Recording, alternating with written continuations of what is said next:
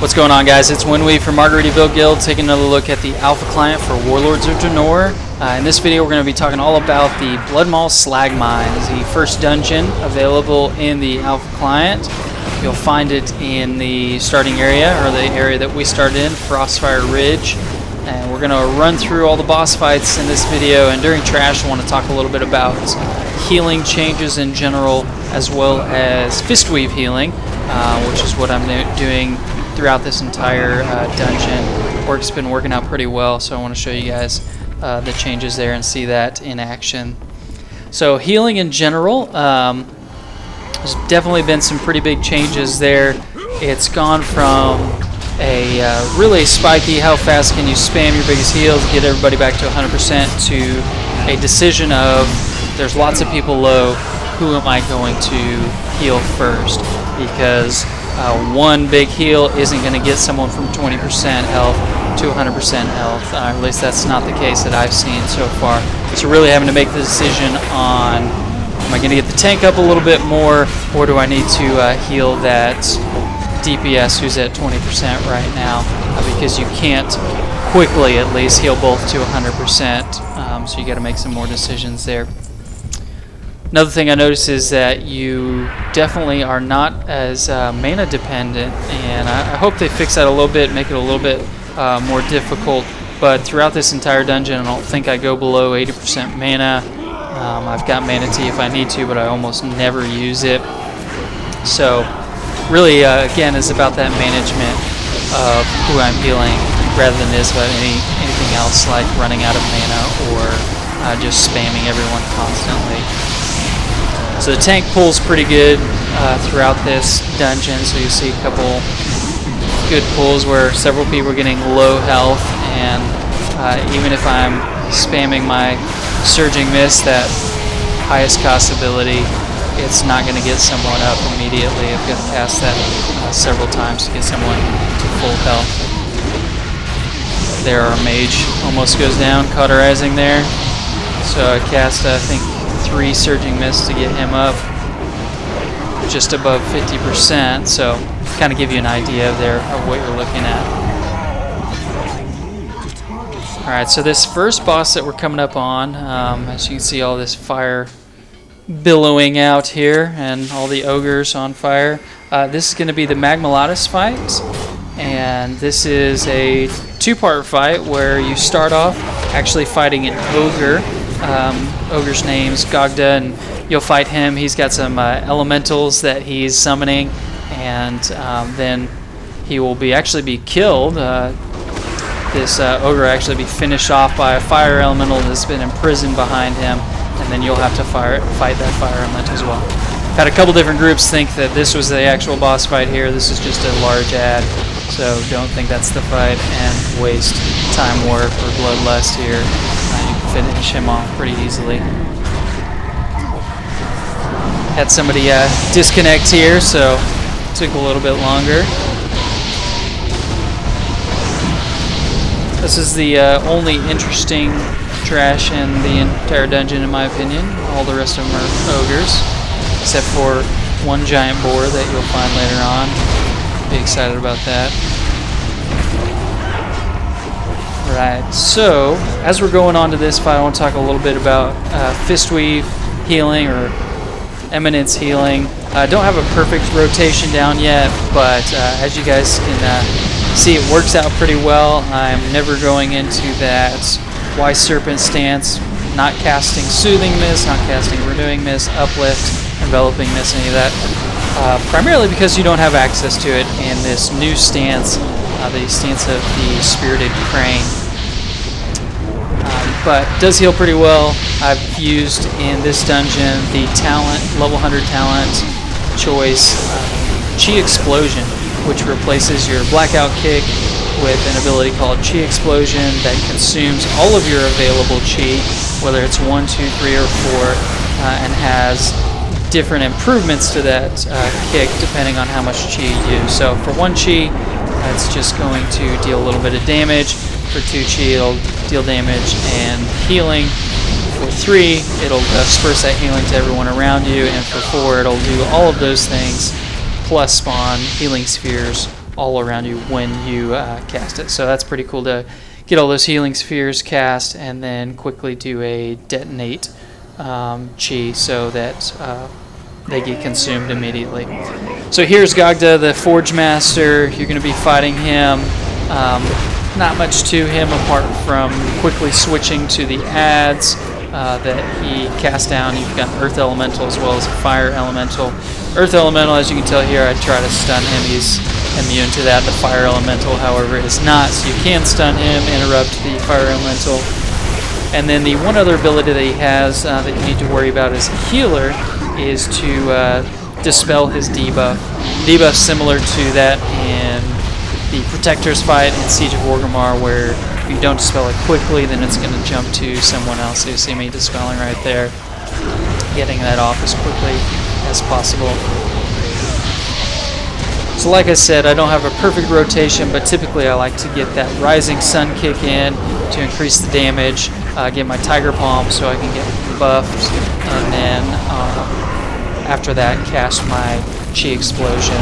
Typically like to try to cast that for the full 4 Chi, just because the added benefits there, and it's not wasted DPS because it increases the amount of damage you deal whenever you cast that. So as you guys can tell, Magmalotus is out here now. He's crushed that ogre, and now we're fighting him. He's going to spawn these elementals as well. Just need to quickly DPS them down, interrupt them, etc. And you'll notice on this next crush here, the changes to the monk roll, where you can actually change direction mid-roll, and I kind of roll around in a circle rather than flipping too far away so that I can stay in range. So that's the first fight, the Magmalotus fight. The gear that drops here, the tooltip's currently incorrect, or the loot frame is currently incorrect, and it is actually item level 550, so that gives you an idea of where you guys are currently at and what the first dungeon is going to drop. So be able to keep, if you're in your full upgraded heroic gear, you're going to keep that for a little while, at least past that first dungeon. So during this dungeon, there's going to be 2 fights, the one we just did, as well as Slave Watcher Creshto, which we're about to go to, that you'll have to defeat in order to move on to the 3rd and 4th boss. So in the beginning, you've got a big circle. You can choose to go left or right in the beginning, but ultimately you're going to have to defeat both of those bosses before you move on. Alright, so we got a couple big pulls here, and as you'll notice, some of the enslaved miners will attack us, a couple of them will help us, and that's true of the next fight as well. So our tank pulls a couple groups here. Lucky he was a pretty good tank. Didn't take too much damage compared to a lot of the other ones I've run with. But I do make a pretty awesome mistake here and cast Zen Meditation instead of Thunder Focus T. Got my keybinds wrong here, so I felt pretty cool after that one. As you can see, that enslaved miner coming over, beating on me a little bit. They do all cast a pretty good debuff on you, so you want to actually kill them quickly if you get a big group of them on accident. One other ability that doesn't get used too much as a monk in general, or especially as a Mistweaver monk, is your Touch of Death ability. So I actually really like to use that as a Fistweaver, mainly because it's actually viable now in that the health values of the mobs you're fighting are fairly low in comparison to your health, so it's easy to get to that below 10% or get to less health than you have, so that you can do that. And it's a pretty massive heal because it's dealing so much damage. So we've got that buff called Vital Miss, which every chi that you spend gives you a stack of this buff, all the way up to 5 stacks, that after 5 stacks causes your next Surging Mist to be instant cast and free of mana cost. So you want to cast that pretty much on cooldown, unless you just really don't need it, because otherwise you're just wasting chi that could have been spent on another Vital Miss, and it actually produces 1 chi when you cast it, so 2 benefits there. So this next boss here, Slave Watcher Crusto, we're about to fight him. He brings in these 2 ads, and then we'll jump over to him. He's got a few abilities. Ferocious Yell, that just basically a big roar that increases his damage. Crush the Earth, where you'll see a lot of rocks come up from the ground you'll need to avoid. He'll jump on a character or a player in the raid, deal some damage, and then he'll call for these enslaved minions to come help him, but actually doesn't always work out for him, as some of those enslaved minions decide to fight back against him. Right.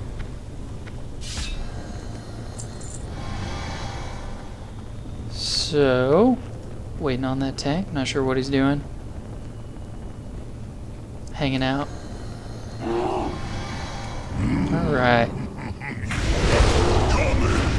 So, pretty simple fight in general. As long as you can avoid giant things on the ground, you'll be good. Tanks don't need to worry about taunting the ads that come in. They are immune to taunt, so DPS will just need to switch to them quickly. And then just a note that whoever the Slave Watcher jumps on, he's going to leap here in a second, whoever he jumps on, the ads are going to tend to hit that person that he jumped on rather than kind of focus them.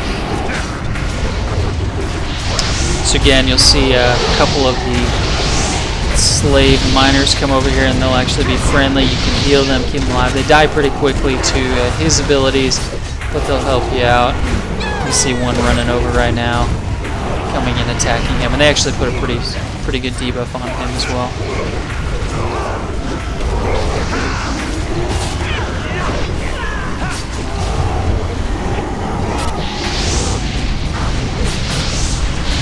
There's that 4 chi explosion, summoning all the chi spheres that you can detonate if you need some quick healing.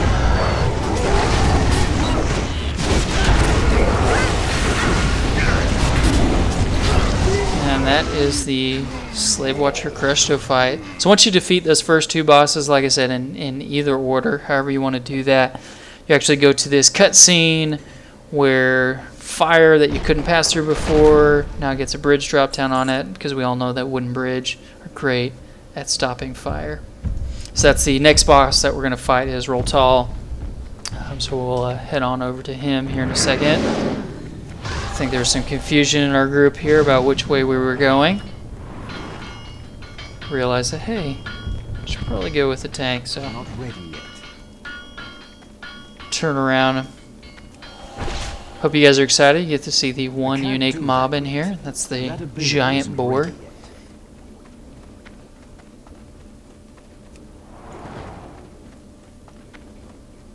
I'm also using the glyph for Surging Mist so that it heals the lowest health part of your raid member, rather than you having to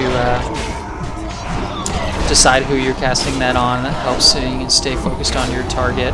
And just cast it as soon as that 5 stacks of Vital Mist is available. So I like using that. Hope they keep that glyph intact, and that glyph is actually only available for Mistweavers using that stance of the Spirited Crane. So if you switch over to the Wise Serpent stance, that glyph will no longer work for you. So here's another example where a couple people are low health, and even with a lot of heals, it's hard to keep everybody up, and you just got to make decisions on who you're going to heal. I'm not making too many decisions because of that glyph I just talked about. Definitely having to spam that and detonate some chi there to keep everybody alive. Not sure what was putting that debuff on me, but definitely hurting a lot. One of those enslaved miners there, just beating on some people. One thing I think might be good right before the beginning of a fight, or occasionally during downtime, if you have it and there's nothing to fight, is switch over that Wise Serpent stance, throw out a Renewing Mist, and then switch back, which is what I've done here. You won't have access to Uplift once you switch back over to the Spirited Crane stance. You'll still have that renewing mist going out on some people. Keep in mind though that anytime you switch stances, regardless of how many chi that you had, it will go down to 1 chi when you switch stance. So make sure you use up that chi before you switch stances. So up ahead on the wooden bridge, we've got another fire boss, Roll Tall, big fire elemental or molten elemental. He is a, if you avoid stuff, you'll be fine type boss. He's going to throw down big rocks, he's going to put fire on the ground. As long as you're not standing in things, you'll be just fine. Make sure your full party is on the bridge. As you can tell in our group, that poor mage got stuck outside and he ends up dying because there's no healing out there. So he's a stationary boss, doesn't go anywhere. He'll just drop down these big boulders, and as you can see, I wasn't thinking I needed to move out of the way quite as quick as he did and get stunned by that giant rock. Dealt half of my health and damage. Luckily, nobody else was taking damage, so I get healed up pretty quickly. And then he'll do his second ability where he pushes you all back and does AoE damage. Use my revival there. It's a pretty decent amount of damage going out to everyone. And then his last ability that you need to worry about is just these flames that he throws out onto the wooden bridge. And those will remain there for the rest of the fight. So avoid the rolling boulders, avoid the fire on the ground. Use defensive cooldowns whenever he's pushing you back. Or mage.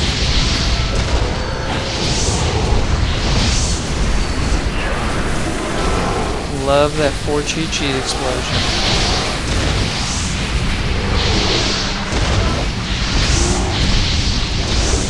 Forget to use my tiger on this fight. Probably would have been helpful considering I only had 2 DPS.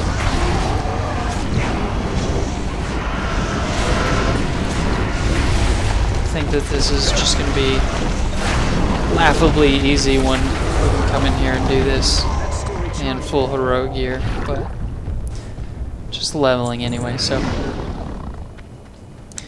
moderately good looking axe. Passing on all that gear, no real point in it. Hopefully most of you have some bind on account weapons from Garage that you'll be using throughout, so you won't need any of those weapons. From what I've seen so far, they gain about 8 or so item levels per level that you gain, so if it was at 582, you level up to level 91, it's going to be a level 590 from what I've seen so far.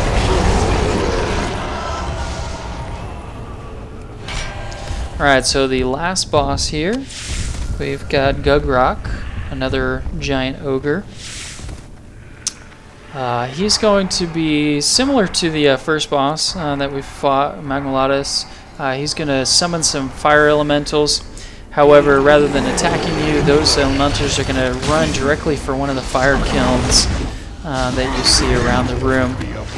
They do AoE damage. And if they reach one of those fire kilns, then they're going to start doing about 3 times as much AoE damage. So they'll need to be quickly DPS down while avoiding fire on the ground, obviously. So these adds here right before the boss hit the tank extremely hard, so be prepared for that. You can always, they are CCable, so if you want to do that, if you're in low gear. Pretty much everything in here is CCable. Although a lot of classes have lost their CC abilities, so.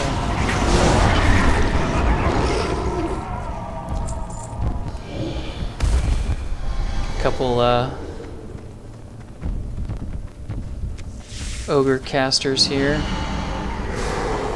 Just pull all of them together. You don't actually have to pull all 4 together, but our tank was in a hurry, so. Also really like FISTWeaving, being up in melee, being able to assist with interrupts, stuns, those types of things. So never bad to have another player helping out with those things.